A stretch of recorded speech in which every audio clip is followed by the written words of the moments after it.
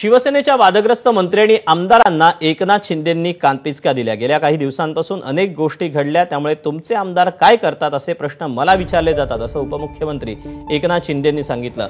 तसंच तुमची बदनामी म्हणजे माझी बदनामी असल्याचं एकनाथ शिंदेंनी सांगितलं। तर चुकीच्या गोष्टींवर एनर्जी वाया न घालवता कमी बोला आणि जास्त काम करा असा कानमंत्रही एकनाथ शिंदेंनी आपल्या आमदारांना दिला। शिवसेना पक्ष आणि चिन्हाबाबतची आता ऑगस्ट महिन्यात सुनावणी होणार आहे। आज या प्रकरणाची सुनावणी होती, मात्र सुनावणी ऐकण्यास सुप्रीम कोर्टाने नकार दिला। मात्र आता हे प्रकरण निकाली काढायचं खंडपीठाने म्हटलंय। ऑक्टोबर-नोव्हेंबरमध्ये राज्यात स्थानिक स्वराज्य संस्थांच्या निवडणुका आहेत, त्यामुळे लवकर तारीख द्यावी अशी मागणी ठाकरेंच्या शिवसेनेने केली। त्यानुसार ऑगस्टच्या पहिल्या आठवड्यात सुनावणी होण्याची शक्यता आहे।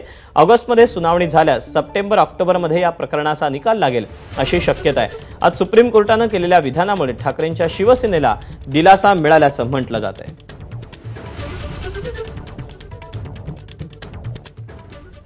तर धनुष्यबाण चिन्ह आणि पक्षाच्या नावासाठी सर्वोच्च न्यायालयाच शेवटची आशा असल्याचं उद्धव ठाकरेंनी म्हटलं।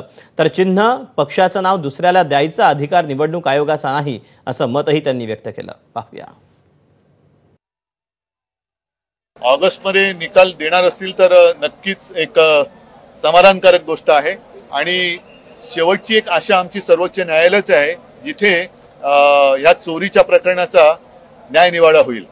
कारण आज जे आमचं चिन्ह चोरले गेले, मी नेहमी सांगतो की कदाचित किंवा आहे निवडणूक आयोगाला निवडणुकीचं चिन्ह देण्याचा अधिकार आहे, मात्र पक्षाचं नाव बदलण्याचा अधिकार नाही। तो निवडणुकी आयोगाचा अधिकार नक्कीच नाहीये।